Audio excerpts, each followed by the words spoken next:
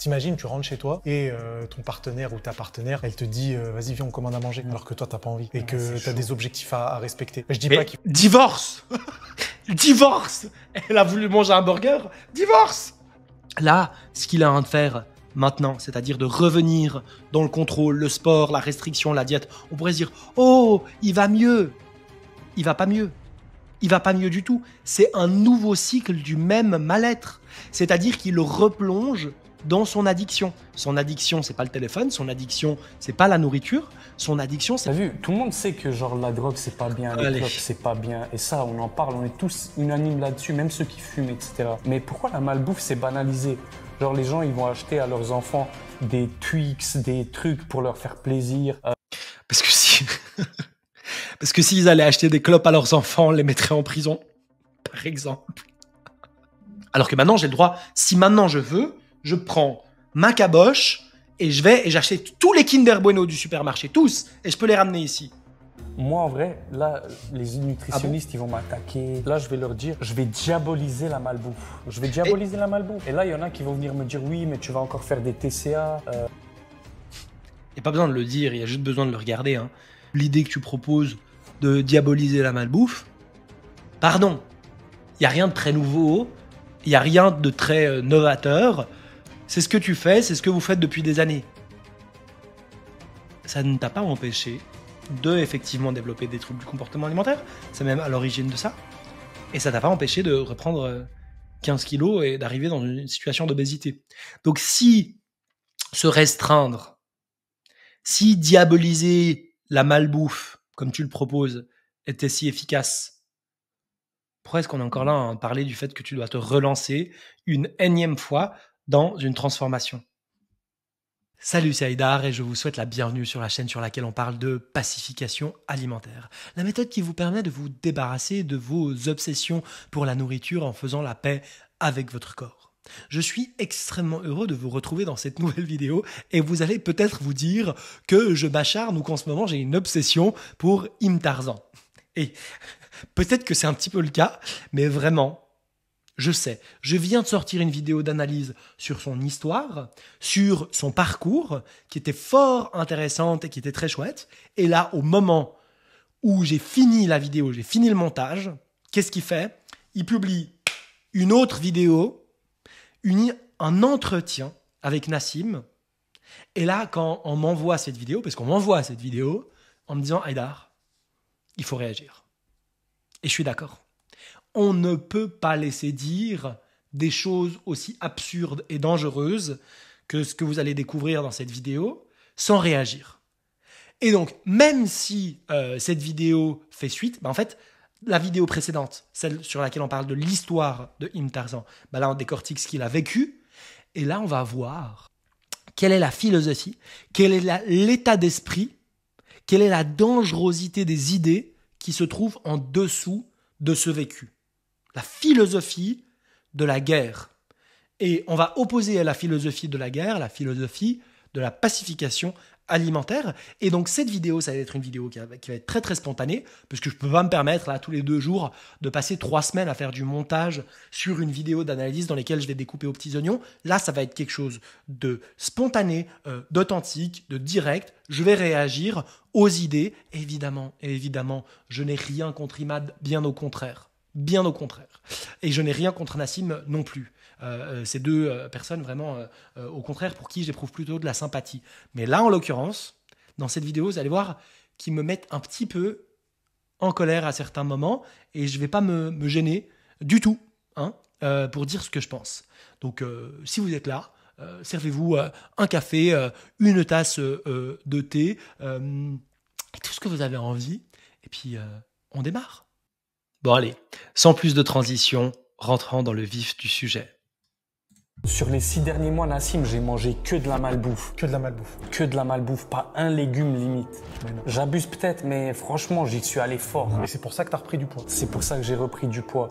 Mais c'est trop bizarre parce que j'étais dans un cercle vicieux et je me réconfortais en mangeant de la malbouffe. Et en fait, je pense qu'il y a beaucoup de personnes qui sont dans ce cas-là Mais tu vois, avec ma prise de poids, ça m'a permis de réaliser quand même 2 choses. La première chose, c'est que je pense que les personnes qui prennent du poids, certes, c'est de leur faute parce qu'ils mangent mal, mais je pense que psychologiquement, ils vont pas bien. Alors qu'avant, tu vois, je disais, c'est ta faute, arrête de bouffer, tu vois. Et en vrai, c'est vrai, arrête de bouffer, ça vaut aussi pour moi. Mais je pense qu'en vrai, tu cherches à te réconforter dans la nourriture, tu vois. En tout cas, moi, je suis comme ça. Quand ça va pas trop, je cherche à me faire plaisir rapidement. Et du coup, je bouffe. Pourquoi on fait ça? Mais déjà, tu as dit 2 choses. Je sais pas comment vous le sentez, mais moi, j'ai le sentiment qu'on va avoir beaucoup de choses à dire et à analyser dans cette vidéo. Là, on part sur quelque chose de très, très lourd.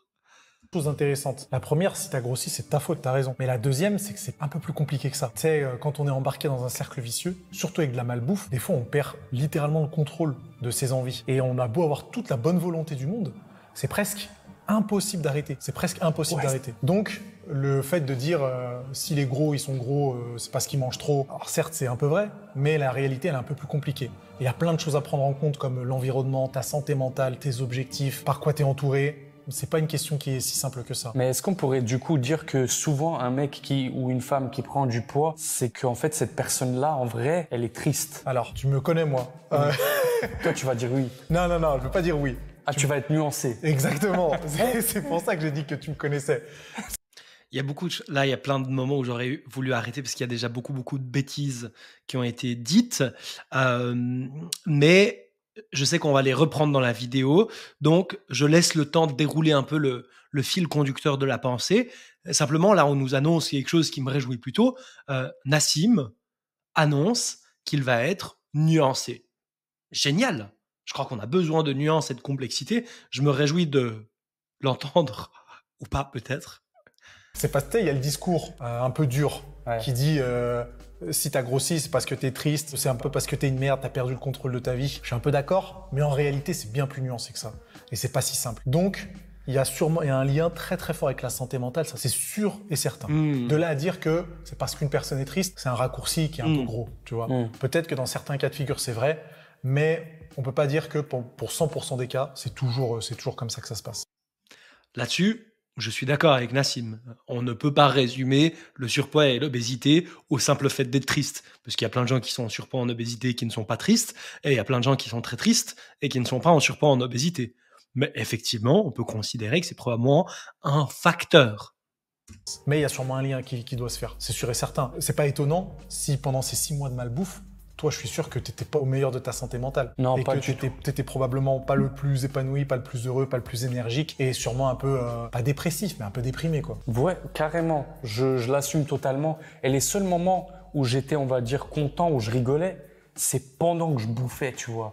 Parce que crois-moi que quand je prends la pizza et qu'elle dégouline, quand le fromage il fond et qu'il se colle direct sur ma graisse, je suis content. Mais 20 minutes après, 30 minutes après, on va s'arrêter là. Ce qu'il y a à nous dire Imad, c'est que dans cet état dépressif, la seule chose qui lui apportait vraiment du réconfort et du plaisir, c'est-à-dire le seul moyen, vous savez que je déteste cette expression, mais de gérer ses émotions, c'était la nourriture. Et la question, c'est pourquoi ? Pourquoi est-ce que Imad va gérer ses émotions avec la nourriture alors que d'autres gens vont aller se balader, vont prendre une douche, vont avoir du sexe, vont boire un verre, tout le monde plein d'autres gens vont gérer leurs émotions d'une manière avec des outils qui sont complètement différents. Donc pourquoi est-ce que Imad va aller vers la bouffe? Et je crois, maintenant je commence à connaître un petit peu Imad et sa manière de penser, qu'il s'imagine que c'est parce qu'il est gourmand.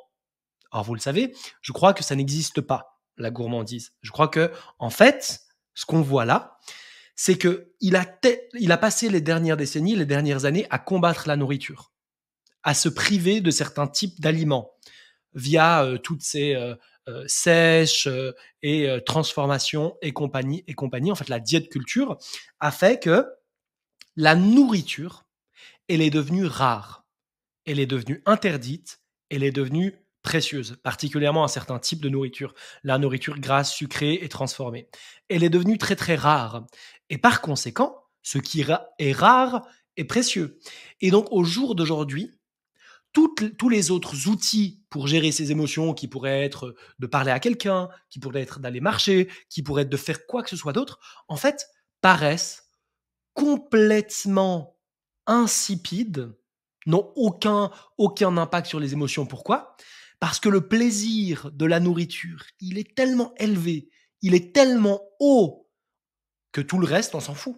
Il n'y a que la nourriture, et il n'y a que la nourriture qui peut lui apporter du plaisir et de la satisfaction, et il l'explique bien ici.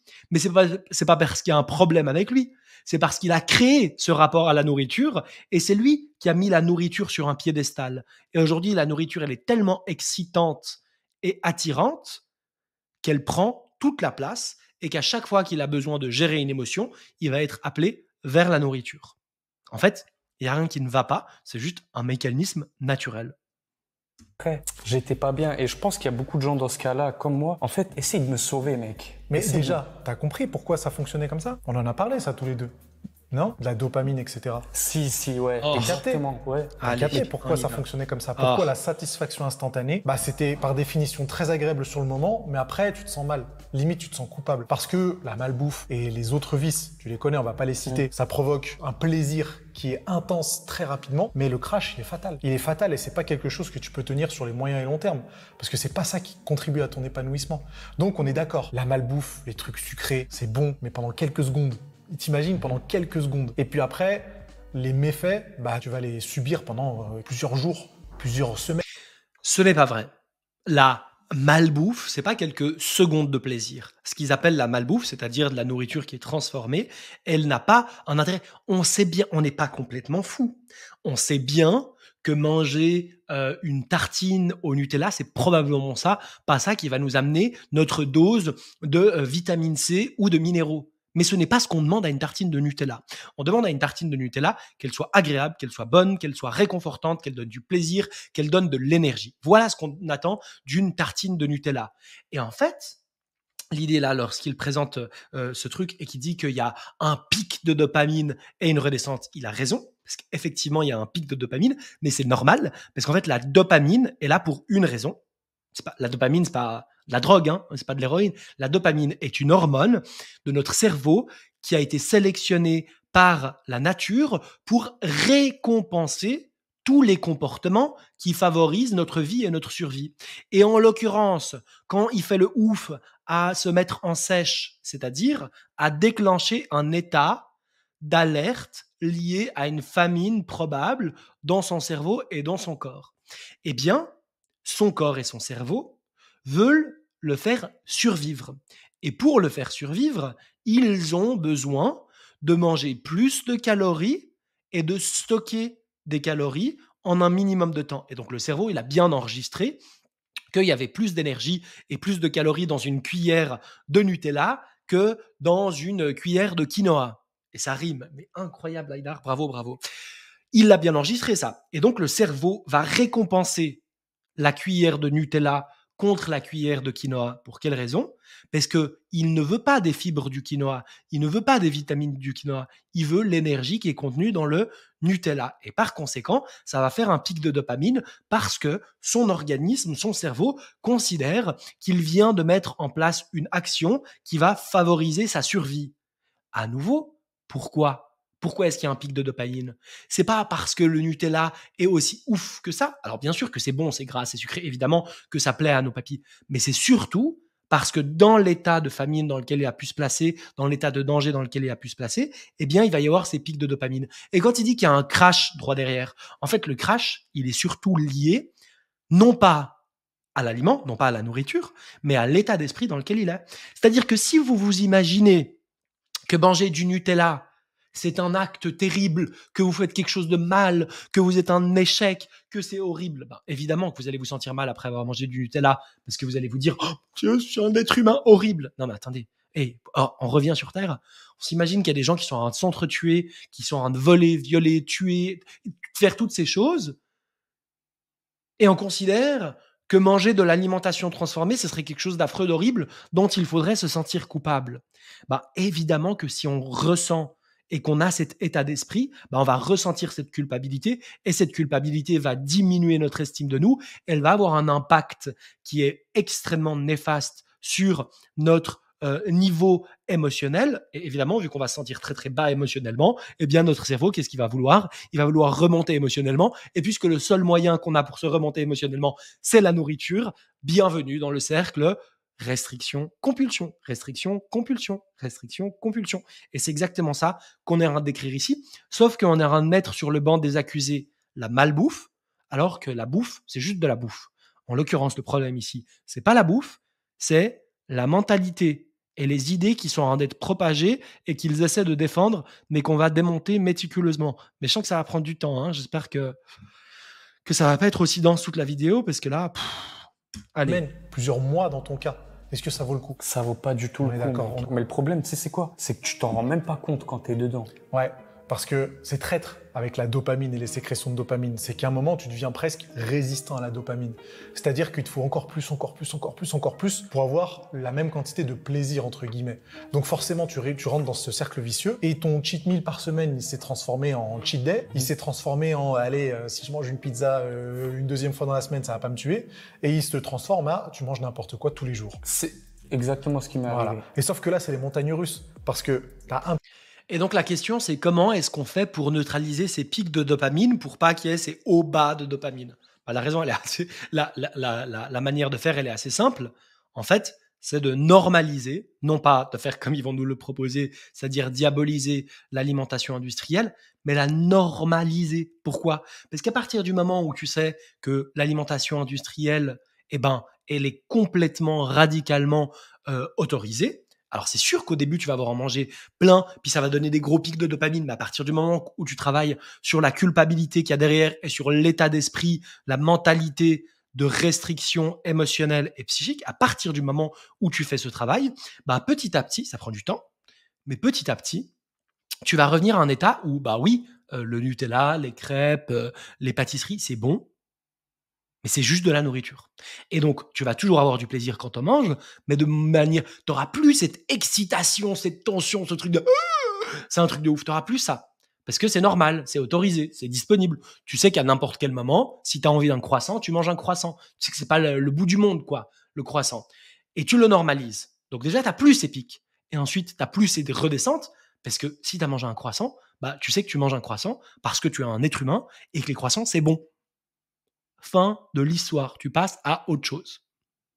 Et donc, plus de pics, plus de bas. Je crois que c'est ça la solution.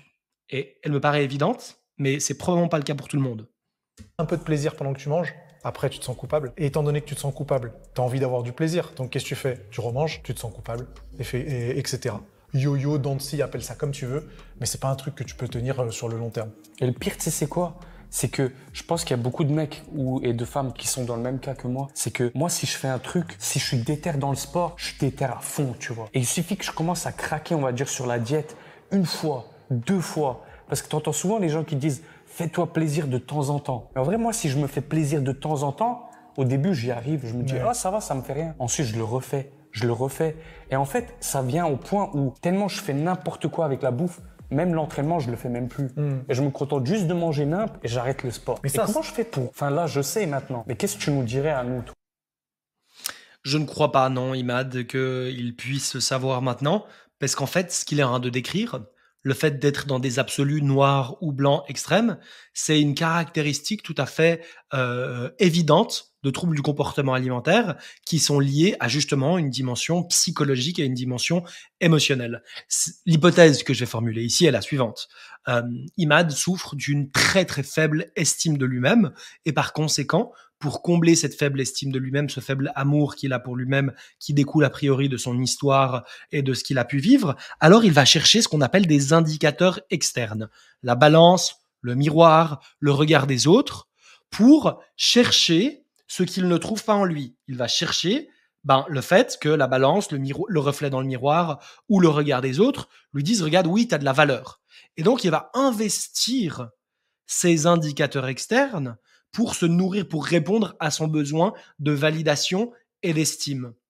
Sauf que c'est hyper dangereux, parce que ces indicateurs, ils bougent en permanence, ils sont inconstants et ils ne dépendent pas de lui, puisqu'on voit bien que son corps finit systématiquement, je dis bien systématiquement, quel que soit... En fait, il m'a dit, il est hyper autodiscipliné, il est hyper déterminé, mais malgré ça, systématiquement, il retombe. Pourquoi? Parce qu'en fait, son corps et son cerveau vont toujours le ramener là où il a besoin d'être. Et là où il a besoin d'être, vraisemblablement, c'est pas là où il essaie d'être.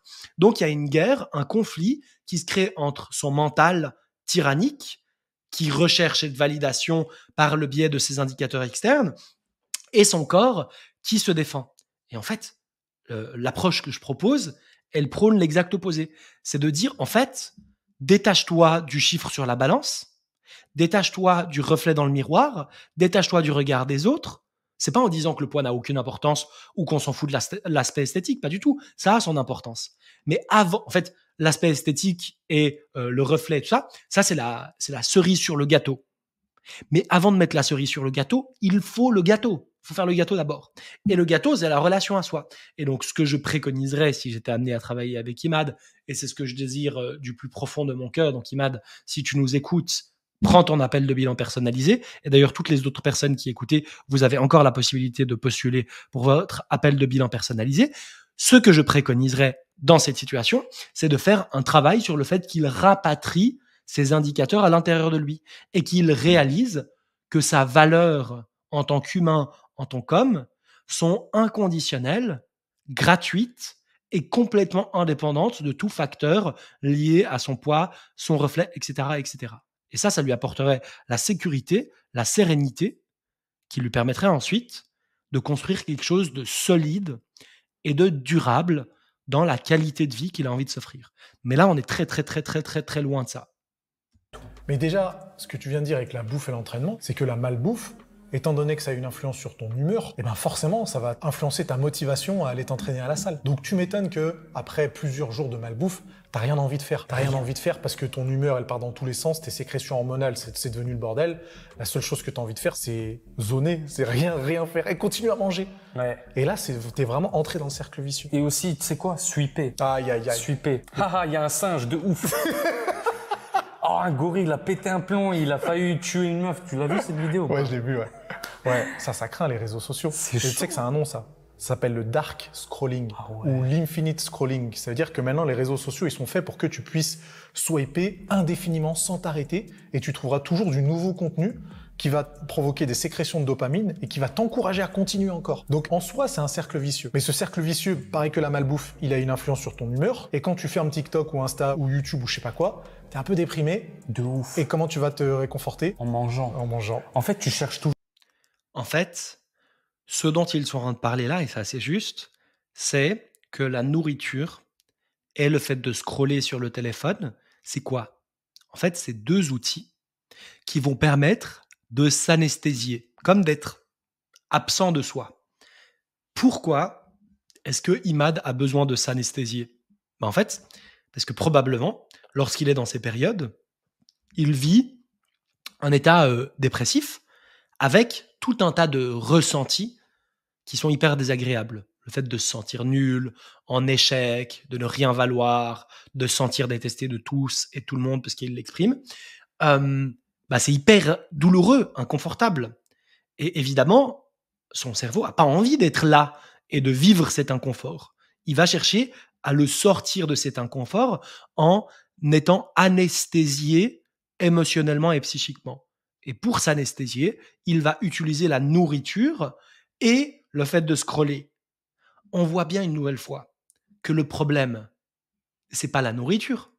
Le problème, c'est le fait que Imad ait besoin de s'anesthésier émotionnellement parce qu'il n'a pas les outils pour se laisser traverser par ses émotions, les vivre et donc s'en libérer. Parce que je rappelle qu'une émotion, elle a un seul objectif, c'est de nous traverser de la pointe des pieds jusqu'au sommet du crâne. Une émotion, elle veut nous traverser. Et tant qu'on cherche à la bloquer et à la contenir, alors elle reste, elle demeure là. Et ça explique pourquoi Imad vient de passer 6 mois chez lui à être dans cet état très, très, très, très difficile, très, très inconfortable. Et puis en fait, là, ce qu'il a en train de faire maintenant, c'est-à-dire de revenir dans le contrôle, le sport, la restriction, la diète, on pourrait se dire « Oh, il va mieux !» Il va pas mieux. Il va pas mieux du tout. C'est un nouveau cycle du même mal-être. C'est-à-dire qu'il replonge dans son addiction. Son addiction, c'est pas le téléphone, son addiction, c'est pas la nourriture, son addiction, c'est le contrôle. Et le contrôle va de pair avec la perte de contrôle. Et ça fait des années qu'il fait contrôle, perte de contrôle, contrôle, perte de contrôle, contrôle, perte de contrôle. Et là, il est juste en train de refaire une boucle de contrôle. Et le contrôle, c'est l'autre facette de l'anesthésie. Parce que quand tu commences à contrôler tout ce que tu manges, à contrôler les calories, à aller au sport, etc., en fait, tu t'anesthésies de ton ressenti, parce que déjà, tu te coupes complètement de ton ressenti. Tu es dans quelque chose de très cérébral, de très contrôle, de très restrictif. Tu te coupes de ça, et puis tu vas pouvoir fuir, dévier tous les questionnements profonds liés à ta valeur pour les projeter sur mon reflet dans le miroir, le regard des autres, le machin. Alors que c'est pas du tout le sujet. À nouveau, c'est pas du tout le sujet. C'est juste pour faire diversion, parce que le vrai sujet, il est trop effrayant, trop difficile à aborder, vraisemblablement. Toujours une autre dopamine directe. Exactement. Mais quelque chose qui va provoquer une sécrétion rapide. Et je te l'ai dit juste avant, c'est les vices qu'on connaît tous. Voilà. Malbouffe, etc., etc. Ouais. Toi, ça t'est aussi déjà arrivé de te laisser aller, de prendre du poids, etc. Ouais, pas qu'une fois. Pas qu'une fois. Ah ouais, pas qu'une fois. Et t'étais comment à ces moments-là, honnêtement? Et pourquoi aussi t'as pris du poids, toi? Moi, déjà, j'aime le sucre. Moi aussi. J'aime trop le sucre. Ouais. J'aime vraiment trop le sucre. Et de toute ma vie, j'ai toujours été gourmand, tu vois. Ouais.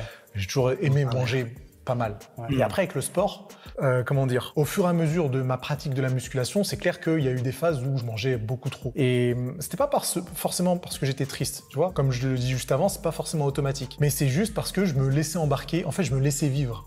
J'étais un peu passif. Et je me disais, vas-y, je mange, c'est pas grand-chose. Et tu prends 1 kilo. Ah, c'est pas grave, tu prends 2 kilos, tu continues parce que ça te fait du bien, tu prends 3 kilos, et du coup, après t'es parti. Tu vois, après, tant que ton entourage te l'a pas dit ou que tu t'en rends pas vraiment compte, c'est hyper dur de s'en sortir. C'est exactement ce qui m'arrive. Là, ce qui est très dangereux, c'est que derrière ce discours, il formule une hypothèse qui n'est pas énoncée clairement, qui serait que pour maintenir un poids stable, sain, confortable, il faudrait absolument se ressaisir, se reprendre en main, se contrôler. Alors qu'en fait, c'est l'exact opposé. C'est tout le contraire. À partir du moment où on essaye... En fait, il y a un truc qui est très simple. On n'a pas besoin de réfléchir au battement de notre cœur pour que notre cœur batte. On n'a pas besoin de réfléchir à notre respiration pour continuer à respirer. On n'a pas besoin de réfléchir à quand on doit faire pipi ou aller aux toilettes. Pourquoi ? Parce que ce sont des processus qui vont fonctionner de manière inconsciente, naturelle. Notre corps s'en occupe. D'accord ? Le corps s'en occupe. Les cerveaux s'en occupent. Pourquoi est-ce qu'il en serait différemment pour notre alimentation ? Pourquoi est-ce qu'on aurait besoin d'applications sur notre téléphone portable pour nous dire combien de calories, combien de lipides, combien de glucides, combien de ceci et de cela ? C'est absurde. C'est absurde et c'est contre nature. C'est contre nature de chercher à contrôler. On nous dit toujours, oui, les aliments industriels, c'est parce qu'ils sont modernes. Puis à l'époque où on était des chasseurs-cueilleurs, des hommes préhistoriques, on mangeait pas de Nutella. Alors, effectivement, c'est vrai. Maintenant, on n'est plus des hommes préhistoriques et le Nutella existe. Que ça nous fasse plaisir ou non, il existe. Mais ce qui n'existait pas non plus quand on était des hommes préhistoriques, et d'ailleurs ce qui est très récent, c'est l'idée de la restriction. L'idée de la restriction calorique, l'idée de contrôler notre alimentation par le biais du mental, c'est une idée qui est tout à fait moderne. Elle date seulement de il y a à peu près 300 ans. Et c'était les premiers signes. Alors, il y a toujours eu de l'ascétisme, mais qui était lié à la spiritualité, à plein d'autres choses. Mais le fait de contrôler ces calories et de contrôler nos apports alimentaires par le biais de l'alimentation, c'est super nouveau comme idée. Et on est d'ores et déjà à rencontrer les méfaits de ça et à quel point c'est dangereux. Donc non, on n'a pas besoin de se reprendre en main ou de se contrôler pour avoir un poids qui est stable. Parce que qu'on fait confiance à notre corps et qu'on le laisse faire en faisant un travail sur la restriction mentale, psychique et sur l'équilibre plus profond par rapport à nos besoins et à nos limites, on pourra en parler, quand on fait ce travail-là, en fait, le corps se charge naturellement, automatiquement, de nous amener à notre set point, qui est notre poids d'équilibre naturel. Et c'est là qu'on a envie d'être. Ni au-dessus, ni au-dessous. Juste là. Arrivé, mec. Au début, tu sais ce que je disais ? Après ma transformation physique. Ok. Dans ma transformation physique, quand j'étais vraiment sec, découpé comme un scorpion, tu vois ? Et ben, à ce moment-là, j'étais à 78 kilos. Je me suis dit, ok, je vais pas tenir 78 kilos, je monte à 83. Je monte à 83. Vas-y, je décale à 84. Et voilà. Et après, vas-y, je décale à 85 et je maintiens 85. J'ai maintenu 85, sauf que je suis monté à 86 et après je redescends à 85. Je remonte à 86. Après, allez hop, 87. Et je redescends et je remonte à 88, 92. Et là, c'est fini. Et là, c'est fini topito. Enfin, c'est pas fini, mais t'as compris. On s'est laissé embarquer. Hein. Ouais. Mais tu vois, dans mon cas, moi, c'est un peu particulier parce que dans ma pratique de la muscu, il y a eu aussi la phase compétition. Oh. Et la phase compétition, elle m'a tué. Et il faut pas oublier que j'ai fait de la compète entre 2011 et 2015. Donc il y a plus de 10 ans. Même presque 15 ans. Et à l'époque, ça fait un peu phrase de boomer, de vieux, mais on n'était pas trop renseignés. Et moi, j'étais persuadé qu'après une compète, fallait tout relâcher. Alors que c'est pas le cas. Et ce qui faisait qu'après des compétitions, je reprenais 8, 9, 10 kilos en l'espace de 2-3 semaines. Wow. Oh ouais, c'était hyper rapide, c'était violent. Je mangeais absolument n'importe quoi. Donc là, je peux te dire que les légumes, j'avais pas vu leur tête. Hein. Mais le souci, c'est que cette alternance de phases où j'étais en super forme et ces phases où j'étais quand même bien gras, plein de rétention d'eau, je me sentais pas bien, etc. Inconsciemment, j'ai intégré que c'était un peu la norme et je me suis mis à continuer à faire des phases où je sèche et des phases où je grossis. Des phases où je sèche, des phases où je grossis. Ce qui est pas tenable d'une part, c'est pas bon pour la santé. D'autre part, psychologiquement, ça te ruine un peu parce que des fois, tu te vois avec des abdos, des fois, tu te vois avec du ventre. Pas terrible. Et c'est pas quelque chose que j'avais envie de tenir sur le long terme. Maintenant, je trouve qu'on est mieux renseigné et on sait qu'on n'est pas obligé de faire des alternances entre gras et sec, que ce soit pour progresser, pour la compétition, pour n'importe quel objectif. Donc aujourd'hui, il n'y a plus d'excuses. Il n'y a plus d'excuses de passer par ce genre de phase. C'est pour ça que j'y passerai plus jamais. Si je suis en bonne santé et que rien ne m'y contraint, je vais maintenir un taux de masse grasse qui est à peu près moyen toute l'année. Tu vois, Nassim, c'est ce truc-là qui m'intéresse, moi, ok? Parce que moi, toute ma vie, j'ai fait le yo-yo. Et là, la dernière transformation que j'ai faite, j'ai dit que j'allais plus faire le yo-yo. Sauf que là, je recommence une transformation. Et là, je le dis vraiment, je vais plus faire le yo-yo. Ah, t'es enregistré, hein? Ouais, je suis enregistré. Là... Il faut pas dire ça. Il faut pas dire ça, Imad. Parce que ce n'est pas un choix. Ce n'est pas un choix. Oui, tu peux artificiellement maintenir un poids bas sur le court moyen terme. Ça, c'est possible. De la même manière que notre température corporelle, en général, se situe aux alentours de 37 degrés. Allez, disons 37, 36, 5, 30. Bref, 37 degrés. Et pour une raison ou pour une autre, parce que on a vu ça quelque part, on a dit que la nouvelle mode et que le nouveau bon truc à faire, c'était plutôt d'être à 35,5. Du coup, tu dis, vas-y, il n'y a pas de raison, je vais baisser ma température corporelle. Et du coup, tu commences à te foutre des patchs partout sur le corps, de glaçons, tu passes des heures dans des bains glacés. Ok, bah, ça marche. Tu descends ta température corporelle. Bon, là, c'est pas très bon. T'imagines bien pour ta peau et pour plein de choses, c'est pas super bon. Mais aussi, au bout d'un moment, les patchs de glace, etc., il va falloir les enlever, il va falloir sortir du bain glacé, il va falloir revenir à la vie normale. Et qu'est-ce qui va se passer à partir du moment où tu enlèves cet artifice? Donc là, la glace, c'est la métaphore de la restriction. Quand tu enlèves la glace et la restriction, le corps va reprendre ses droits, il va remonter en température. Et il va probablement pas remonter seulement à 36,5, 37, il va peut-être remonter beaucoup plus haut, parce qu'il va faire une sorte de fièvre, ce qui est tout à fait normal. Avec le poids, c'est exactement pareil. Quand tu maintiens ton poids artificiellement trop bas, au bout d'un moment, ton poids il va remonter, il va même remonter au-dessus du poids d'équilibre. Là, je vais tout faire en sorte pour que ce soit vraiment la dernière transformation physique de ma vie. Tu sais que si tu regrossis, les gens ils vont clipper ce passage, ils vont te l'envoyer. Hein. Déjà là, franchement... comptez sur moi. Moi, j'ai le temps. Hein. Je suis là, j'ai mon café, j'ai ma bouteille d'eau, j'ai le temps. J'ai mangé une sauce, mais là, ce serait encore pire. Ah ouais, il y a plus de machine arrière à faire. Hein. Ouais, mais le truc, c'est que je suis preneur de conseils, tu vois. Parce que là, j'ai la motivation du départ. Comme il y en a là, je suis sûr, on va se motiver tous ensemble, on va tous être déter. On a la motivation du départ. On veut re-être bien, on veut de nouveau kiffer ce qu'on voit dans le miroir. Donc forcément, on va faire le taf au début. Mais une fois que j'aurai atteint mon objectif, une fois que je vais rester stable physiquement, une fois que ça va commencer à m'ennuyer, comment tu fais pour te dire, ok, je me prive quand même de tout ce qui est bouffe, de malbouffe, etc. On sait que c'est pas bien, mais comment on fait pour se dire, je le prends pas ce cookies? Déjà, t'arrêtes d'utiliser le mot « je me prive ». Parce que tu Je te suis prives d'accord. pas de malbouffe. Il a La raison. malbouffe, c'est pas un truc génial dont tu dois te priver. Ça marche pas comme ça. La malbouffe, oublie. Totalement. C'est plus dans ton toujours. vocabulaire. Toujours. Je dis pas toujours. Mais ça, c'est un déni de réalité. Parce que quand il dit oublie, ça n'existe pas la malbouffe.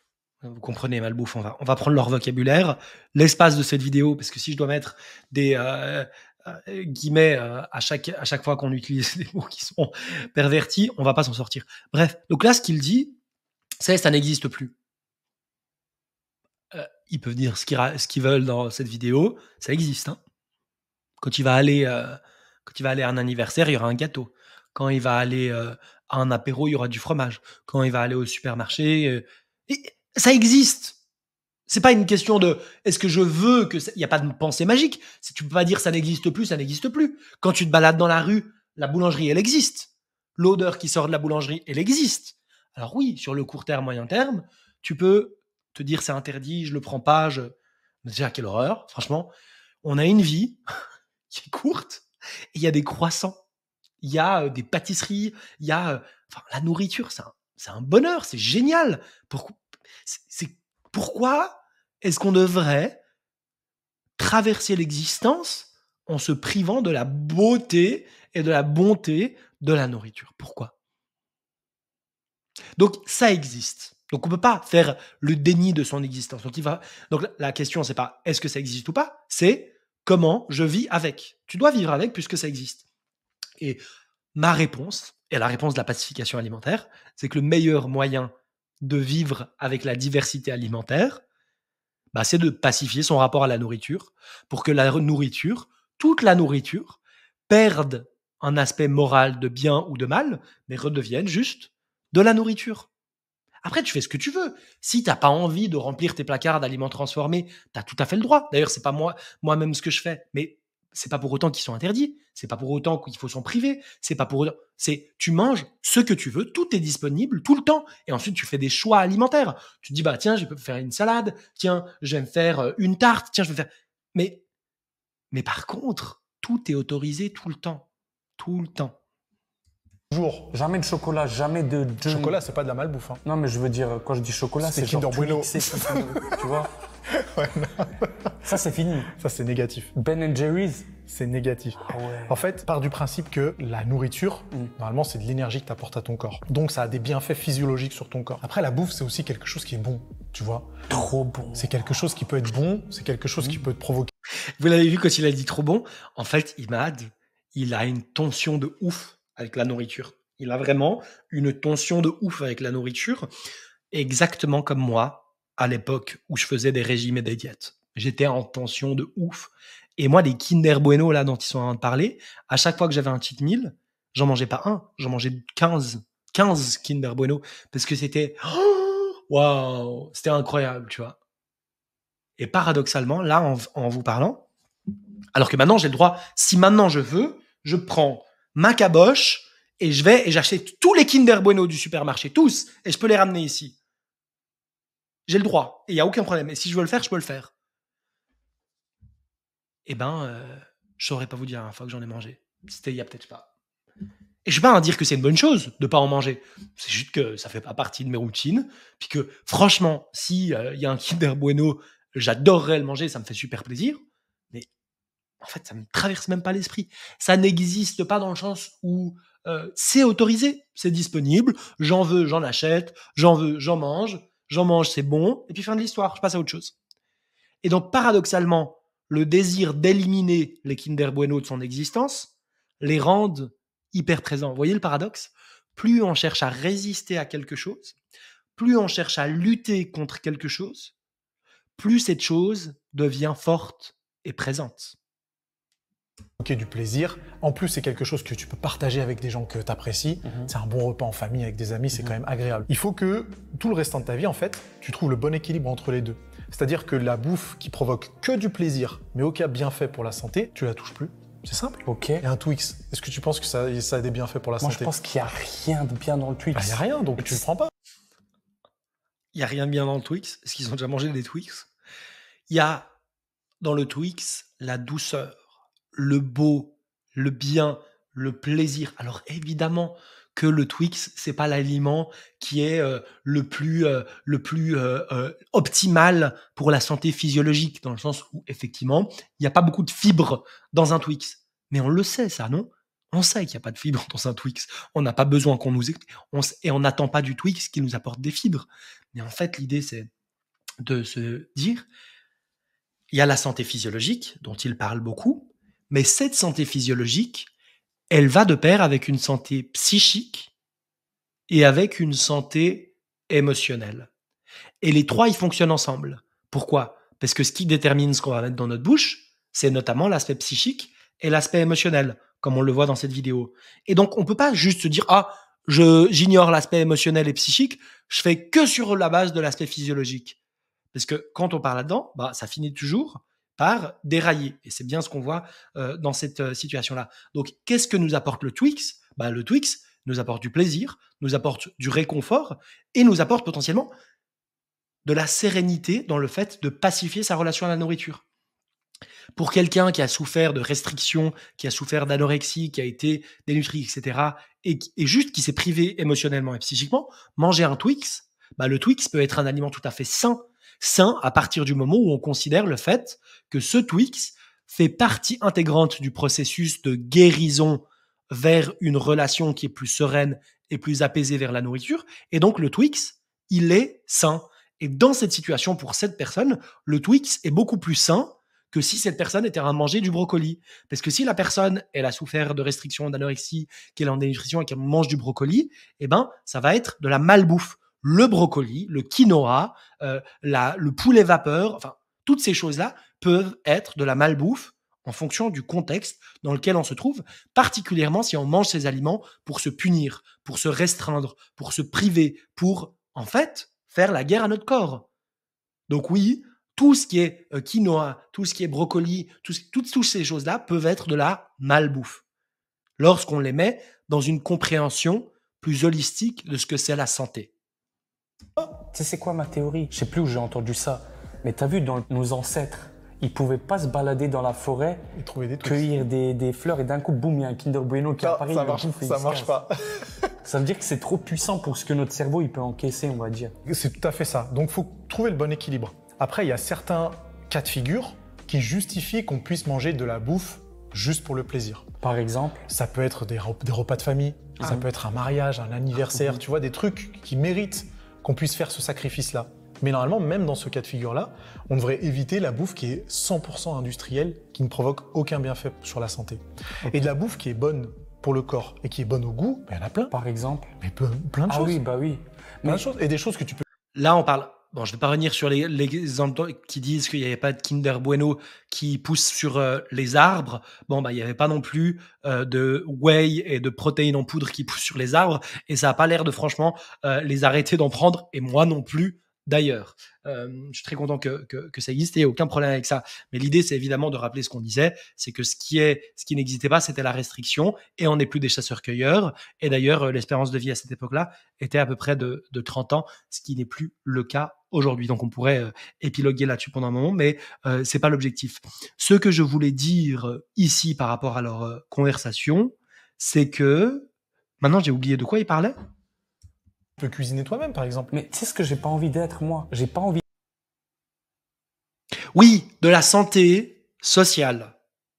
Le coût, combien ça vous coûte socialement d'être en restriction. Quand il dit oui, repas de famille, ok. Il dit oui, quand même, bon, si c'est ton anniversaire, l'anniversaire de quelqu'un, ouais, quand même, tu peux manger un peu d'aliments qui est plaisir. En tout cas, on se dit, oh, merci, c'est cool. Et après, il dit non, mais quand même pas des aliments. Puis en fait, mais vous vous rendez compte de l'isolement, et je le sais parce que je l'ai vécu, et je le sais parce que au quotidien, quand j'ai des appels de bilan personnalisés et les personnes que je suis, elles me racontent à quel point la restriction les a isolés socialement. C'est-à-dire qu'au bout d'un moment, tes amis, on t'invite au resto, tu paniques, tu vas lire le menu à l'avance pour choisir ce que tu vas bien pouvoir manger, et tu vas avec la boule au ventre de dire comment je vais gérer le repas dehors. Mais c'est horrible, parce que l'objectif d'un repas dehors, c'est de profiter des gens qu'il y a autour de nous, de rire, de vivre en fait, d'être vivant. de profiter de notre éphémère existence. Et non, on est tellement matrixé dans notre tête qu'on va commencer à paniquer, à se dire je vais prendre une salade César. J'en ai assez dit. Vous avez compris, hein? Vous avez compris. Dites-le moi en commentaire, vous avez compris? Merci. Envie d'être le mec, c'est le go muscu de base. Ça veut dire, il va au resto avec ses potes, il sort son tupperware de riz et ses haricots. Casse-toi, frère, casse-toi. Je suis d'accord. Ouais. Là, je suis cru. Là, t'es cru, là, c'est du jugement, là. C'est du jugement. Non, mais je suis d'accord avec toi. Je juge. Non, mais je suis d'accord avec toi. Ou genre, je vais chez ma mère, elle prépare un bon plat. Tiens, mon fils, un plat de Bosnie. Elle est contente que je mange ça et tout. Comme quand j'étais petit. Moi, je dis non. Légumes vapeur. Bah, tu vois, là, c'est l'un des cas de figure où tu peux privilégier le plaisir, à condition que ce soit pas tous les jours, bien sûr. Mais moi, je suis pas un go muscu qui va au resto avec son tupperware. Hein. Jamais de la vie. Tu fais quoi? Tu manges des pizzas et tout? Bien sûr que je mange. Mais déjà, je mange de la qualité. Ouais. Et de deux, je le fais pas souvent. Faut dire ce qui est. C'est quoi la fréquence que tu peux accepter? Ça dépend. Après, moi, je suis un cas particulier parce que je fais beaucoup de sport. Donc demain, tu me donnes une pizza, je veux même pas être en surplus calorique. Mais maintenant, je fais un truc tout simple, c'est que je fais confiance à mon instinct. Je sais très bien, et toi aussi, tu sais très bien, quand tu dois ou ne dois pas manger quelque chose. Quand tu as un Twix ou une Ben & Jerry's devant toi, ton instinct, ta morale, elle sait très bien si tu dois le manger ou pas. C'est ça qui est absurde. La notion de devoir et de morale.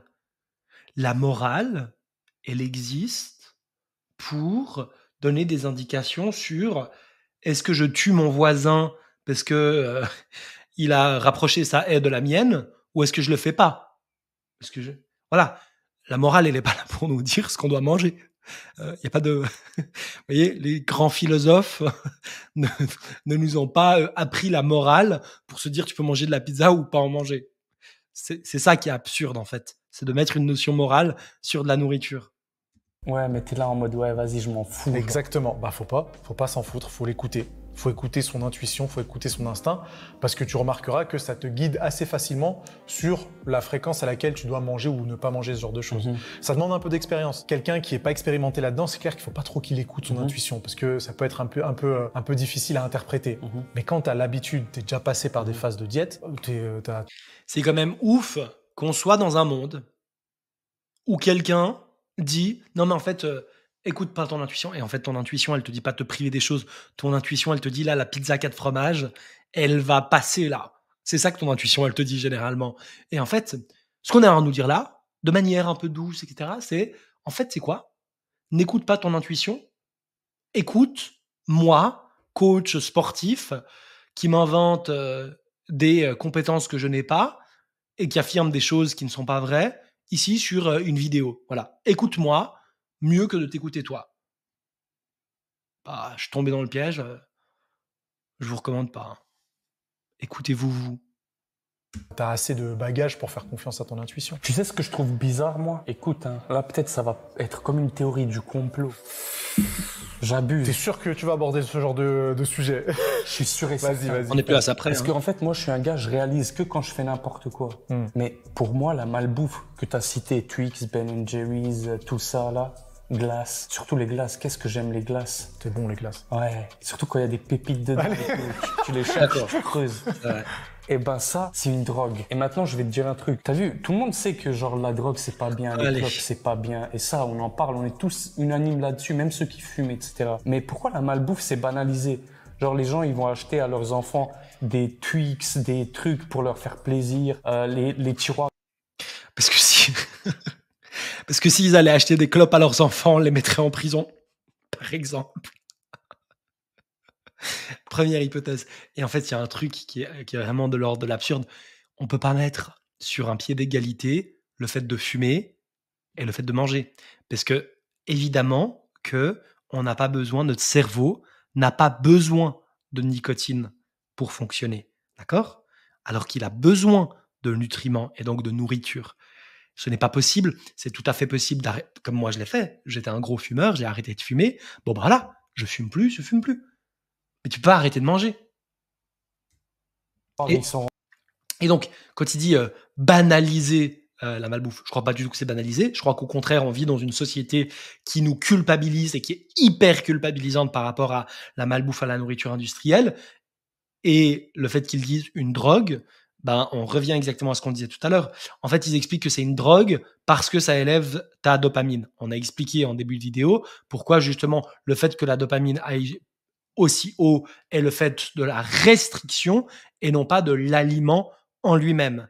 Et donc, on voit bien que ici, ce qui est de l'ordre de la drogue, ce n'est pas la nourriture.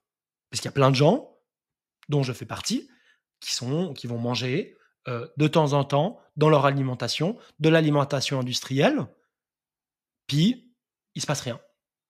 Alors, comment on explique que certaines personnes plongent, d'autres ne plongent pas? Bah, pour une raison qui est assez simple, c'est que c'est pas la nourriture qui est en cause. C'est que ce qui est en cause, c'est l'addiction au contrôle. Et je crois qu'on est en train d'observer, de voir aujourd'hui dans notre société moderne une épidémie de contrôle, d'autodiscipline. Ça, c'est la vraie drogue. Rempli de malbouffe et tout. Alors qu'en vrai, c'est une drogue. Moi, je le sens sur moi que c'est une drogue, ce truc. Genre, quand j'essaye d'arrêter, T'arrives pas. un jour, j'y arrive pas. 2 jours, j'y arrive pas. 3 jours, j'y arrive pas. Le 4e jour, vas-y, je prends juste une petite boule Lind. J'ai juré, après, je prends tout le paquet, je bouffe tout. Qui s'arrête à une boule Lind? Moi, non, en vrai, c'est pas vrai. Je mange pas de boule Lind. Puis, en vrai, tu manges pas qu'une boule Lind parce que c'est bon. Mais là, ce qu'il a à décrire, ce sont des troubles du comportement alimentaire. En fait, c'est simple. Il se dit, je dois arrêter de manger ça. Bon, ben, son cerveau, il se dit, ah ouais, on pourra plus manger ça dans le futur. On en a déjà été privé dans le passé. Il faut qu'on en mange le maximum maintenant, parce qu'après, ça n'existera plus. C'est comme si là, je vous ramène un immense plateau avec des lingots d'or dessus. Je vous dis, vous avez 10 secondes pour prendre le maximum d'or. Vous allez être comme un fou, comme ça. Si je vous dis, je vais déposer le plateau là, vous avez tout le temps pour le prendre, il restera là. Bah, l'or, vous pourrez même le laisser là, vous pourrez y aller, y revenir, vous pourrez faire plein de choses avec, parce qu'il n'y a pas cette urgence, il n'y a pas cette rareté. S'il est là, bah, là c'est pareil avec la nourriture. Personne ne s'arrête à une boule Lind. Je n'ai jamais goûté de boule Lind, c'est quoi? C'est trop bon, frère. C'est une dinguerie. Le chocolat Lind, tu vois. Ouais, je vois très bien. Je sais pas si on peut appeler ça une drogue. Et il n'y a pas de théorie du complot là-dessus. Mais c'est juste que la malbouffe, ou en tout cas la nourriture industrialisée, elle est facile d'accès, elle est en général pas très chère, ou moins chère que les alternatives qui sont meilleures. Et du coup, il y a beaucoup de gens qui ont pas trop envie de se casser la tête, en fait. C'est vrai. Et des fois, on peut les comprendre, hein, parce que la vie, elle est pas facile pour tout le monde. Donc imagine, t'as fait un boulot qui est hyper fatigant, tu rentres chez toi, t'es éclaté, t'as des factures à payer, t'as du stress, machin, t'as tes enfants qui pleurent, tout ce qui pourrait, tu vois, te monter un petit peu à la tête. Est-ce que t'as envie de faire les bons choix alimentaires à ce moment-là, tu vois? Alors que t'as une application qui peut te faire livrer un burger en 20 minutes et que la sécrétion de dopamine que ça va provoquer, tu vois, ça te permettra d'assumer un petit peu mieux toutes les étapes par lesquelles t'es passé dans la vie. Ce qu'ils disent ici est hyper vrai.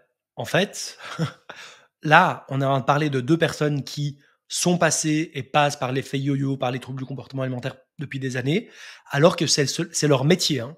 C'est leur métier de faire ça.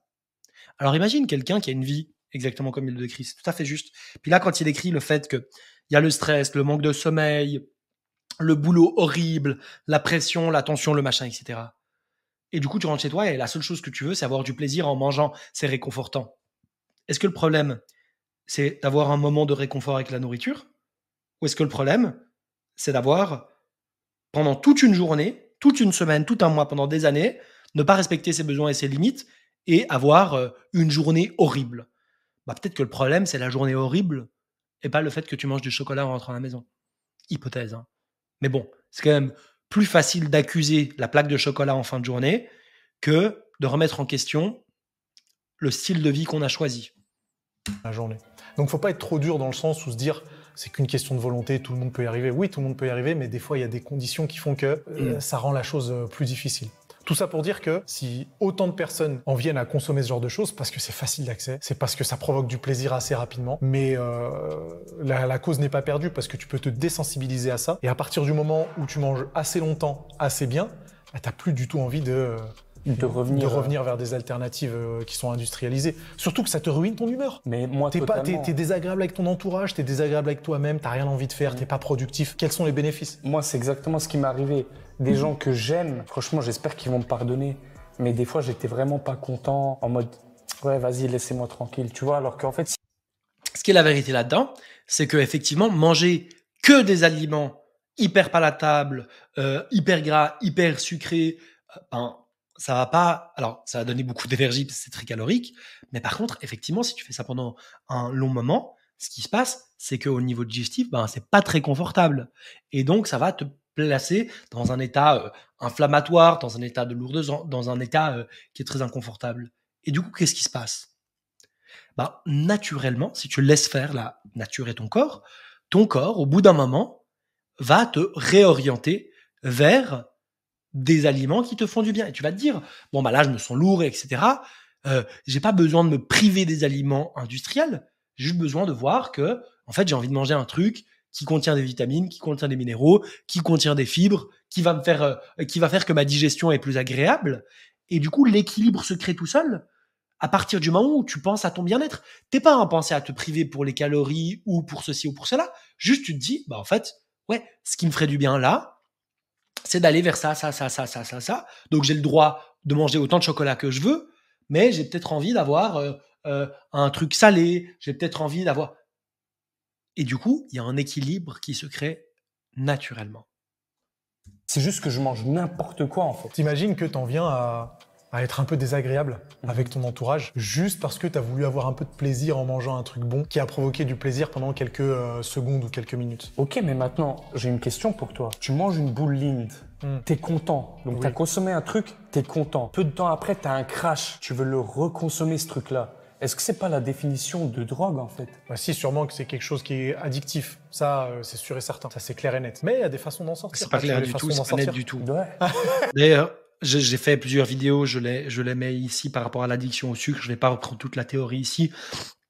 Parce qu'en fait, il y a eu cette unique et seule étude dans laquelle il disait que la cocaïne, que le sucre était plus addictif que la cocaïne, avec cette histoire de rat. Étude qui a été complètement démentie par toute la communauté scientifique. Et j'explique là dans la vidéo qui s'affiche pourquoi est-ce que cette addiction au sucre n'existe pas. Mais dans le milieu du fitness, on a assez peu de rapport avec le réel. Tant que c'est arrangeant et que ça permet de vendre des programmes nutritionnels et de sport, on continue à dire des choses qui sont pas vraies. Faut se rééduquer à la bonne bouffe. Tu sais, se resensibiliser. Et une fois que tu es resensibilisé, tu vas te rendre compte que la boule Lindt, elle provoque plus autant de plaisir parce qu'elle est trop sucrée, elle est trop grasse, tout ce que tu veux. Et en fin de compte, tu n'as plus envie de te diriger vers ce genre de choses. Mais ça demande un peu de sacrifice. Franchement, en fait, moi, t'as vu comme je suis un mec extrême. Là, ce que je vais faire, Sois nuancé comme Nassib. c'est ça, j'arrive pas. On est tous différents, On tu est vois. tous différents. Toi, t'arrives à être nuancé. Moi, en vrai, là, les nutritionnistes, ils vont m'attaquer. Là, je vais leur dire, je vais diaboliser la malbouffe. Je vais diaboliser la malbouffe. Et là, il y en a qui vont venir me dire, oui, mais tu vas encore faire des TCA. Il n'y a pas besoin de le dire, il y a juste besoin de le regarder. Hein. Et oui, c'est pas qu'on va t'attaquer, Imad. C'est pas qu'on t'attaque pas toi, et moi j'ai rien contre toi. Mais là, l'idée que tu proposes de diaboliser la malbouffe, pardon, il n'y a rien de très nouveau, il n'y a rien de très novateur. C'est ce que tu fais, c'est ce que vous faites depuis des années. Ça ne t'a pas empêché de effectivement développer des troubles du comportement alimentaire. C'est même à l'origine de ça. Et ça t'a pas empêché de reprendre 15 kilos et d'arriver dans une situation d'obésité. Donc si se restreindre, si diaboliser la malbouffe, comme tu le proposes, était si efficace, pourquoi est-ce qu'on est encore là à parler du fait que tu dois te relancer une énième fois dans une transformation? Einstein disait, la folie, c'est de refaire les mêmes choses en s'attendant à des résultats différents. Bah là, tu vas continuer à diaboliser la nourriture industrielle. Grand bien t'en fasse, tu vas replonger là-dedans. Le problème, et la raison pour laquelle je fais cette vidéo, c'est que là, ces deux personnages sont en train d'entraîner des milliers d'autres personnes dans cette logique et dans cette philosophie et dans cet état d'esprit toxique et pathologique. C'est pathologique. D'avoir besoin de diaboliser de la nourriture, c'est pathologique. Et malheureusement, ils sont en faire l'apologie de ça. Et il faut des voix qui s'élèvent pour apporter quelque chose de différent. Et c'est ce que je fais ici. Donc, pas de problème. Si tu veux diaboliser la nourriture, la nourriture, fais-le. C'est pas très efficace, puis c'est pas très intéressant. Hein. Si ça, t'es pas content. Parce qu'on voit des mecs comme Thibaut InShape, là, qui ça fait des années, il a pas mangé un burger apparemment. Bah, il y a des gens qui lui disent quand même, ouais, mais lui, il est malade, lui, il est fou, tu vois, il a pas de plaisir. Alors que ça se trouve, il a grave du plaisir en vrai. Ouais, et on il le dit a inventé un terme pour ça. Ça s'appelle l'orthorexie. Ah ouais. Ouais, t'imagines qu'on en est arrivé à inventer un terme qui définit les personnes qui mangent trop bien. C'est dingue. Ça s'appelle être orthorexique. Tu vois, de la même manière qu'il y a bigorexie, il y a nanorexie, il y a orthorexie. Et diaboliser. En fait, je suis un peu d'accord avec toi. Donc là, on est carrément dans le déni. On est carrément dans le déni d'un diagnostic médical. Non, Nassim. Il y a un moment donné, il faut juste... Nassim est très qualifié. Moi, je me souviens, quand j'ai commencé la muscu, j'ai suivi plein de trucs. Mais là, il commence à raconter des trucs. En fait, il faut, je trouve, garder une mesure de sur quoi tu es compétent, sur quoi tu n'es pas. Et là, quand il dit l'orthorexie, c'est un mot pour qualifier les gens qui mangent trop bien, pas du tout. L'orthorexie, pour accompagner au quotidien des gens qui sont tombés dans l'orthorexie, c'est un enfer. C'est un enfer, c'est une vie, un quotidien qui est basé sur des phobies et sur des obsessions alimentaires qui vont faire petit à petit que la personne, elle va éliminer des groupes alimentaires les uns après les autres jusqu'à se retrouver dans un état grave, psychologiquement, émotionnellement, physiquement. Il y a des gens qui meurent des troubles du comportement alimentaire. Donc on peut pas dire, ah oui, non, c'est juste... C'est absurde ce qui est raconté là. Je suis désolé, c'est absurde. Et je pense que faut peut-être rester sur des conseils sportifs, puis comment exécuter les exercices, puis pas aller trop loin, peut-être. Diaboliser la malbouffe, parce qu'en réalité, il n'y a aucune raison qui devrait nous encourager à consommer de la malbouffe. Et d'ailleurs, c'est un peu la même chose pour l'alcool. Il y a des gens qui vont dire, ouais, mais l'alcool, il y a des bénéfices pour la santé. Non, il y en a zéro. Il n'y a aucune bonne excuse pour consommer ça, à part le plaisir, tu vois. Et si c'est ton délire, bah tu fais ce que tu veux, tu vois, c'est ton problème. Mais va pas dire que il devrait y avoir de la place pour de la malbouffe, de l'alcool. Bah non, en réalité. Alors, à nouveau, il a à remettre sur un pied d'égalité l'alcool et la nourriture, ou certains types de nourriture, ce qui est tout à fait absurde, puisqu'encore une fois, on peut tout à fait vivre sans éthanol, sans alcool. On ne peut pas vivre sans nourriture. On peut tout à fait, souvent la solution pour quelqu'un qui a souffert d'addiction à l'alcool, c'est d'être sobre et d'être en total, j'ai pas le mot, je sais que vous l'avez, mais moi je ne l'ai pas, c'est en total, bref, pas d'alcool. Eh ben on peut pas faire pareil avec la nourriture. La nourriture, elle est là. Et à moins que vous décidiez de vous lancer dans une diète tout crue, bah de toute façon la nourriture elle est transformée, parce que la cuisson, juste le fait de cuire, même à vapeur, c'est de la transformation. Donc ensuite, c'est une question de degré. Alors évidemment que cuire du brocoli, c'est 1 degré de transformation, puis manger et puis faire un Kinder Bueno, c'est un autre degré de transformation. Mais en attendant, c'est toujours de la nourriture qui a été transformée. Et le fait de découper de la nourriture, c'est aussi de la transformation. Alors si vraiment on veut aller à l'extrême de faut pas manger transformé, bah il faut aller avec les dents chercher les racines. Faites-le. Hein. Moi, ça fera du contenu pour la chaîne YouTube, mais je suis pas sûr, quoi. Je suis pas sûr. Il n'y en a pas. Ceci dit, sur le terrain, c'est quand même un peu plus compliqué. Et même moi, je suis quelqu'un qui mange très bien, mais je suis quand même content d'avoir des alternatives au moment où je veux privilégier le plaisir. Ça m'embêterait si jamais demain, et pour tout le restant de ma vie, il n'y ait plus aucune malbouffe qui soit commercialisée. Pourquoi ça te dérangerait? C'est parce que t'es drogué, mec. C'est toi qui dis ça. Faut qu'on arrête, hein. Faut qu'on combatte. C'est toi qui dis ça. Moi, ça va, ouais. Écoute, ça se passe bien. Hein. Tu sais, c'est quoi la pire des dingueries, je trouve? C'est que quand tu fais les choses bien, et ceux qui ont déjà fait les choses bien le savent, quand tu fais les choses bien, t'es déter. Là, t'es en train de le faire, tu vois. Tu restes sec, tu manges bien, tu t'entraînes, t'es fier de toi, t'es content, tu touches pas à la malbouffe, t'es content. Moi, des fois, à l'époque, quand je mangeais vraiment bien, j'avais des abdos, j'allais faire les courses, et des fois, je voyais, genre, moi, je prenais que des concombres et tout, genre des... Tu regardais les autres caddies. Je regardais les autres qui mettaient sur le tapis roulant là, et je voyais genre des Twix, des Maltesers et tout. J'avoue, je me disais, ils ont rien compris. Mais je fais exactement pareil. À chaque fois que je fais les courses, je regarde un petit peu et je me dis non, pourquoi t'achètes ça? Pourquoi ce plat préparé où il y a plein de sel, plein de conservateurs? Pourquoi tu prends ça où il y a plein de gras? Après, tu vois, c'est facile. Voyez, là, en quelques secondes, on est en train d'illustrer d'une manière incroyable le concept que j'ai proposé dans une vidéo qui est juste là, qui dit pourquoi le fait de maigrir m'a rendu arrogant. Là, ce qu'on est en train de voir là, c'est peut-être la vraie raison pour laquelle les gens font des régimes. Peut-être que là, on a un tout petit espace de vérité. Cet espace de vérité, c'est le suivant. L'idée, ce serait que peut-être qu'ils savent que la restriction marche pas, que ça fonctionne pas. Mais peut-être qu'en fait, ils se restreignent pas pour que ça marche. Ils se restreignent, pourquoi? Pour nourrir l'ego, ce que j'appelle, alors ça pour le coup, c'est mon invention, l'ego diététique. Ils sont, on voit bien, là il le dit, le fait de voir les autres qui mangent des aliments industriels et moi je suis en sèche, je tiens bien ma diète et tout, sous-entendu, je suis une meilleure personne que les autres. Donc on voit bien que là il est en train de confirmer mon hypothèse de départ, qui était l'hypothèse selon laquelle les indicateurs externes, il va utiliser la balance, le miroir et le regard des autres pour se prouver à lui-même qu'il a de la valeur, qu'il est une bonne personne. Et ça va aller dans un pic, donc un pic égotique, dans lequel il va même carrément commencer à être arrogant et à juger les autres en mode « ouais, moi je suis trop bien ». Mais je le sais parce que je l'ai vécu. Je le sais, je l'ai vécu de l'intérieur. Moi aussi, je faisais ça. Je suis supérieur aux autres parce que moi, je mange pas d'aliments industriels. Franchement, les autres, limite, C'est quoi le problème? C'est que cette période-là, où il se sent super au top, trop bien, nanana, parce qu'elle va de toute façon se terminer, parce qu'on le sait, restriction, compulsion, c'est deux choses qui vont ensemble, c'est la même chose, c'est deux polarités. Donc quand tu vas dans une polarité, tôt ou tard, tu vas aller visiter l'autre polarité. C'est comme ça, c'est l'équilibre, c'est normal. C'est une loi universelle, et on n'échappe pas aux lois universelles.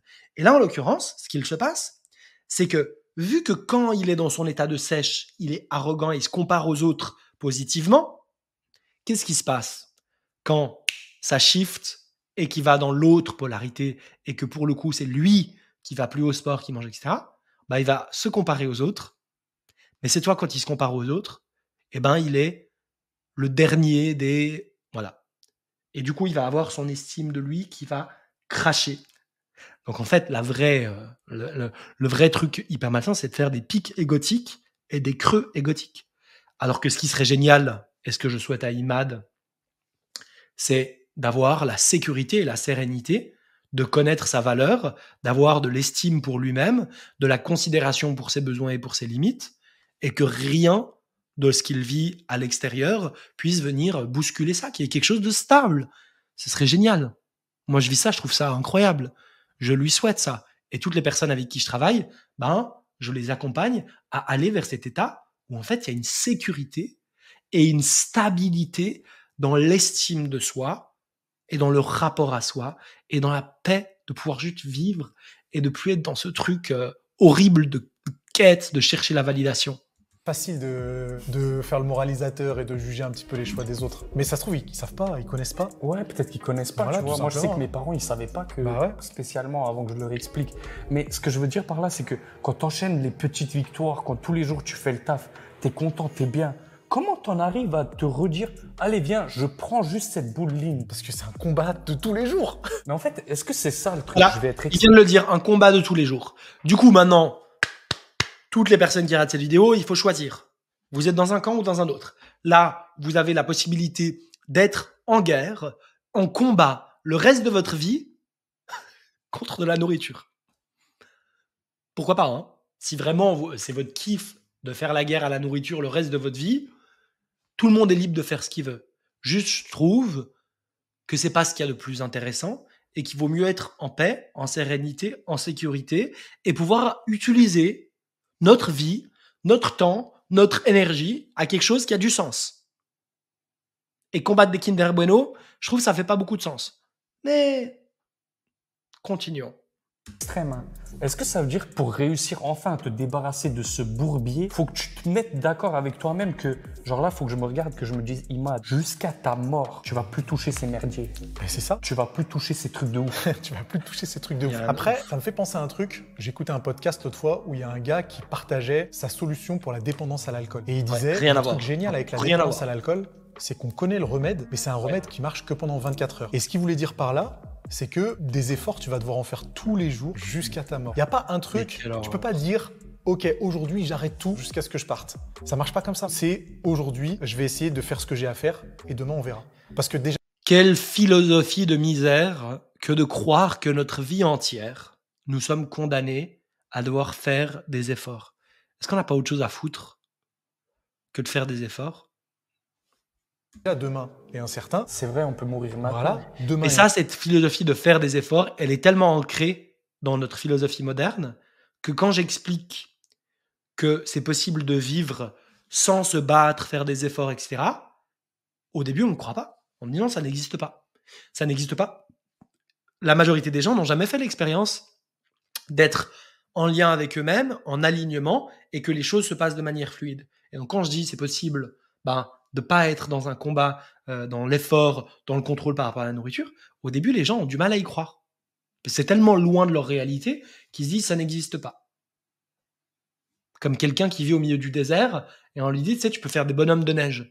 Tu peux lui expliquer tout ce que tu veux autour des bonhommes de neige. Tant qu'il n'a pas une boule de neige dans la main, il comprend pas, ou il te croit pas, ou il sent pas. Et moi, malheureusement, avec les gens que j'accompagne, quand ils arrivent à l'appel de bilan personnalisé, j'espère que ce sera toi un jour, quand tu arrives à l'appel de bilan personnalisé, quand je t'explique ça, dis, je parle chinois, quoi. C'est éloigné de la réalité. Ok, alors maintenant, c'est quoi la solution? Comment on fait? Qu'est-ce qu'on fait? Imagine là, les gens, ils ont envie de se reprendre comme moi, comme toi, avant que tu sèches. On fait comment là pour la bouffe? On doit faire... La solution, c'est la pacification alimentaire. Je vous le dis.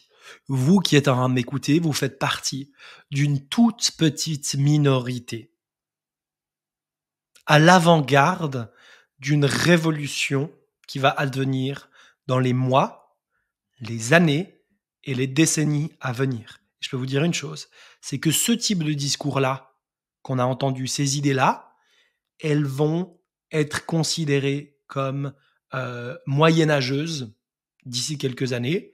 Et le discours que je tiens ici aujourd'hui et qui paraît fou, révolutionnaire, peut-être certaines personnes se disent le gars il a pété un plomb, il est au 18e étage. Et en fait, dans quelques années, ce sera démocratisé, ce sera adopté et ce sera évident pour tout le monde. Donc, vous êtes à l'avant-garde. Vous faites partie de cette avant-garde. Et si vous voulez participer à la révolution, aidez-moi à faire grandir cette chaîne YouTube. Partagez cette vidéo, mettez un petit pouce vert, mettez un commentaire, et puis rejoignez la communauté de la pacification alimentaire. Si tu veux une réponse qui est un peu bateau, il faut que vous soyez en déficit calorique. Je m'en fous de savoir comment et pourquoi et de quelle façon. Il faut juste arriver à être en déficit calorique. Après, bien sûr... Sachant que le déficit calorique, ton corps et ton cerveau n'est pas bête, il va l'enregistrer et donc il va apprendre à fonctionner avec moins. Plus tu diminues tes calories, plus tu diminues ton métabolisme. Au bout d'un moment, tu atteins un plateau dans lequel tu n'arrives plus à maigrir. Vous connaissez cette histoire parce qu'on est tous passés par là. Tu es sur un plateau, tu n'arrives plus à maigrir et au moindre petit écart, tu reprends du poids. C'est ça qui fait qu'au bout d'un moment, tu pètes un câble. C'est pas seulement émotionnel et psychique, c'est aussi qu'au bout d'un moment, ce système-là d'être en déficit calorique, il arrive au bout. Et quand il arrive au bout, ça craque. Les choses vont s'individualiser en fonction des personnes. Mais se donner un objectif qui est daté, tu vois, qui est réalisable, et d'organiser un plan d'attaque c'est la meilleure façon déjà de s'y mettre. Et pas de se dire, ok, demain je commence. Wow, ça, c'est ce que je me suis dit pendant 6 mois. Ou la semaine prochaine je commence. La semaine prochaine, attends, j'attends lundi, j'attends encore là, c'est le week-end. Exactement. Mais cette phrase, elle veut rien dire. Parce que t'as rien mis en place.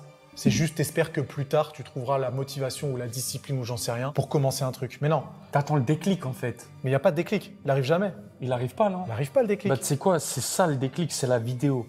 On commence maintenant, les gars. Venez, on se chauffe, on le fait tous ensemble, on n'achète plus. Il y en a un qui prend des paquets d'M&M's, je pète un plomb si je le vois. On va se surveiller. Mais en fait, peut-être que s'il n'y a pas de déclic ou d'élan de motivation, c'est peut-être, hypothèse, parce qu'au fond, tu sais que finalement, ça va pas marcher. Tu le sais, que tôt ou tard, le poids perdu va revenir. Et donc pourquoi se sacrifier, se battre, faire tout ça pour au final revenir au même point, voire au-dessus? Bah ouais, il y a quelque chose là-dedans qui dit pas très motivé. Et peut-être que c'est une bonne chose de pas être motivé pour retourner dans le contrôle. Peut-être qu'il faut juste laisser tomber le contrôle. Par contre, vous me laissez tranquille. Si vous me voyez acheter des boules de Lindt, c'est à cause de toi, c'était pour goûter. Les chiffres de la vente de junk food, ils vont chuter après cette vidéo. Ça serait bien, hein. Franchement, Franchement, c'est une bonne cause, je trouve, de combattre ça. Ah bah non, pas du tout. Parce que là, en diabolisant la nourriture industrielle, on rend la nourriture industrielle hyper rare, hyper excitante, hyper précieuse. Et donc, tôt ou tard, tous les Kinder Bueno et les boules Lindt qui n'ont pas été consommées, elles vont être consommées dans le cadre d'une crise de boulimie, d'hyperphagie, de craquage, de dépression, de burn-out. Tant qu'à faire. Autant manger la boule Lindt dès le départ, puis avec plaisir. Mais le combat, il est loin. Du coup, si j'ai bien compris, gagner tous les jours la bataille. Voilà. C'est ça la solution. Jour après jour. Tous les jours. Pas penser demain, si ça, là, truc. Tous les jours, tu gagnes la bataille. Et même si tous les jours, ça vous paraît trop compliqué, gagner la bataille de chaque heure. Ouais. Chaque heure où tu te réveilles. Quand tu as une envie de bouffer de la malbouffe, tu le fais pas. Dis-toi, non, est-ce que je peux tenir encore une heure? Tiens encore une heure. Et une heure après, tiens encore une heure. Et une heure après, tiens encore une heure. Jusqu'à ce que l'envie, elle disparaisse, et je peux te garantir qu'elle va disparaître. Ah ouais. Et puis après, tu continues comme ça. Un jour après, un jour après, un jour après. Et tu te rends compte qu'au bout de... Pourquoi ça fonctionne pas? Parce qu'en fait, ce dont ils sont en train de parler, c'est de contrôle mental, c'est-à-dire de l'énergie décisionnelle. Sauf qu'on le sait, scientifiquement c'est prouvé, on a ce qu'on appelle une jauge décisionnelle, d'accord? Dans notre journée, on a une jauge décisionnelle. Et cette jauge décisionnelle, elle est gérée par notre lobe frontal. Sauf que le lobe frontal, c'est un peu une partie arrogante du cerveau, parce que le lobe frontal croit, évidemment, je suis pas médecin spécialiste du cerveau, donc ce que je suis en train de dire ici est évidemment caricatural. C'est juste pour se donner une idée, une représentation. Mais en gros, cette partie du cerveau, le lobe frontal, c'est la partie la plus moderne de notre cerveau, et elle croit qu'elle est toute seule à prendre les décisions. Sauf que c'est pas vrai. Parce qu'il y a des parties beaucoup plus archaïques du cerveau qui sont là justement pour manager les fonctions, notamment animales, de survie archaïques. Et ces parties-là du cerveau, lorsqu'elles détectent qu'il y a un déficit calorique, elles vont se mettre en jeu pour anesthésier le lobe frontal et manger le maximum de calories possible et ensuite retourner dans leur abri. Et c'est pour ça que quand on fait une crise de boulimie, d'hyperphagie, etc., on a ce sentiment d'avoir perdu le contrôle et de ne plus être là, d'être absent. C'est parce qu'en fait, le lobe frontal, donc la partie consciente, la partie décisionnelle, c'est d'une certaine manière comme si elle était anesthésiée, le temps de recharger la dose de calories, puis ensuite, elle peut revenir, parce qu'elle va pouvoir culpabiliser et puis s'inventer des histoires de « Oh, c'est horrible, j'ai raté, je suis nul, bla, bla, bla, plus jamais, il faut que je me reprenne en main, ta, ta, ta, ta, ta, ta. » Mais en fait, leur système de résister, de se battre toutes les heures et tous les jours, au-delà du fait que c'est horrible comme vie, en plus, ça marche pas, puisque tôt ou tard, les zones archaïques du cerveau, elles vont prendre l'ascendant. Elles vont te faire manger ce que tu avais promis, ce que tu avais juré de pas manger. T'as vu, il y a des gens qui font un travail qui est quand même compliqué. Tu vois, ils ont beaucoup de stress, ils se font engueuler par le patron. Quand ils rentrent, ils ont envie de manger un truc sucré. Tu l'as cité plus tôt. Tu leur dirais quoi comme conseil? Comment ils font pour éviter ce truc? Tu leur dirais de se recourir? Alors déjà, je leur dirais de faire attention à leur environnement, leur cercle d'amis, leur famille, leur fréquentation, etc. Parce que c'est hyper important, et ça peut tout changer à ta progression, clairement. T'imagines, tu rentres chez toi et ton partenaire ou ta partenaire, elle te dit vas-y, viens, on commande à manger, alors que toi, t'as pas envie et que t'as des objectifs à respecter. Je dis pas qu'il... Divorce. Divorce. Elle a voulu manger un burger. Divorce. Oh là là. Il faut changer de partenaire. Mais je dis juste que l'environnement, il est très important. Et le taf, s'il est pas bien, tu quittes le taf. Il y a des gens, ils peuvent pas quitter le taf. Non, pas quitter le taf, mais t'es pas obligé de quitter le taf. Mais tu vois, un taf où tes collègues de travail t'obligent tous les midis à aller au restaurant, t'es pas obligé de quitter le taf, mais t'es pas obligé d'aller au restaurant avec eux non plus. Tu vois ? Et peut-être qu'il y a une discussion à avoir avec eux pour qu'ils puissent respecter aussi tes objectifs. Et si les gens ils se font maltraiter au travail, qui veulent manger un Kinder Bueno, tu vois, eh ben on leur dit de faire quoi? Ils sortent courir et ils disent au patron arrête de me saouler. Écoutez pas mon conseil, j'ai pas. S'ils se font maltraiter parce qu'ils mangent un Kinder Bueno? Non. S'ils se font maltraiter au travail, pour se consoler quand ils rentrent, ils veulent se faire un Kinder Bueno, on leur dit quoi? Dis au patron qu'il arrête de te saouler et plus va courir au lieu de manger le Bueno. Là, on part sur là, c'est d'autres problèmes. Là, c'est harcèlement. Non, mais effectivement, si tu vis du harcèlement au travail, c'est bien ce qu'il dit, peut-être qu'il faut commencer à envisager de changer de travail ou de poser un cadre et des limites et de se faire respecter. À nouveau, le problème n'est pas le fait de manger un Kinder Bueno. Et si vraiment tu as eu une journée de merde et que tu peux rentrer et manger un Kinder Bueno, merci le Kinder Bueno. Harcèlement au travail, là c'est la police qu'il faut appeler. C'est pas nous. C'est pas Nas, c'est pas Tarzan. Je suis mort. Nos discussions, c'est vraiment des masterclass. C'est incroyable. En vrai, les gars, dites-nous pourquoi vous craquez à chaque fois sur la malbouffe. Dites-nous si vous êtes déter. Et aussi, si vous avez regardé la vidéo jusqu'ici, écrivez chasseur de Pokémon dans les commentaires et abonnez-vous à nous deux. C'est pas mal. Ouais, c'est pas mal. C'est pas mal ça. Abonnez-vous à nous trois. Et vous pouvez écrire chasseur de Pokémon si vous voulez. En fait, longue vidéo pour dire une chose, c'est que là, ce que l'on voit, cette philosophie, cette mentalité, au-delà de l'aspect dangereux sur le psychisme et sur l'émotionnel, en fait, paradoxalement, va favoriser la prise de poids, le surpoids et l'obésité. Pourquoi ? Parce que si tu es à ton poids d'équilibre, même si c'est pas le poids idéal que tu fantasmais, et que tu restes à ce poids d'équilibre toute ta vie, tout va bien, tu es en bonne santé, tu fonctionnes. Tu n'es pas dans la restriction, tu n'es pas dans le contrôle, tu n'es pas dans la guerre, tout va bien. Si tu te refuses, tu dis toujours « Ah ouais, non, j'ai 3-4 kilos en trop, il faut que je les perde. » Et du coup, tu veux…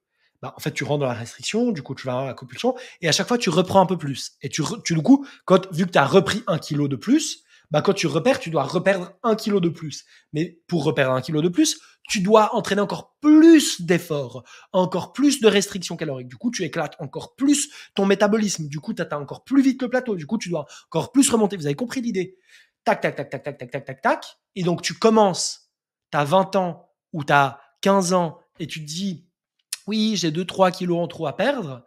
Et puis, tu te retrouves à 30 ans, 40 ans, 50 ans, non plus avec 2-3 kilos, mais avec 10, 15, 20, 30 kilos. Donc, paradoxalement, ce qui prédispose à développer du surpoids, de l'obésité et tout un tas d'autres maladies comme le burn-out, le stress, la dépression, etc., c'est justement les idées qui sont proposées dans cette vidéo. Ce sont des idées qui sont dangereuses et mon objectif dans cette vidéo, c'était de dénoncer ces idées, évidemment pas les individus. Finalement, j'ai rien contre les individus. Par contre, les idées qu'ils proposent dans cette vidéo, pour moi, sont vraiment dangereuses, moribondes, et donc il s'agissait de faire ce travail. Si vous êtes encore là à ce moment de la vidéo, faites-le moi savoir en commentaire. Je suis vraiment curieux de savoir si vous avez apprécié ce format un peu différent, un peu plus long, un peu plus en profondeur et beaucoup plus spontané. Et puis, je vous rappelle que vous avez encore la possibilité de réserver un appel de bilan personnalisé offert. Concrètement, il s'agit d'un appel avec moi sur Zoom durant lequel on va pouvoir faire le point sur votre situation et voir dans quelle mesure vous allez pouvoir sortir de ce conflit avec le corps et la nourriture, sortir de ces obsessions alimentaires, parce que comme on l'a dit, c'est un véritable enfer. Dans tous les cas, je vous remercie pour votre attention et puis je vous dis à la prochaine. Au revoir.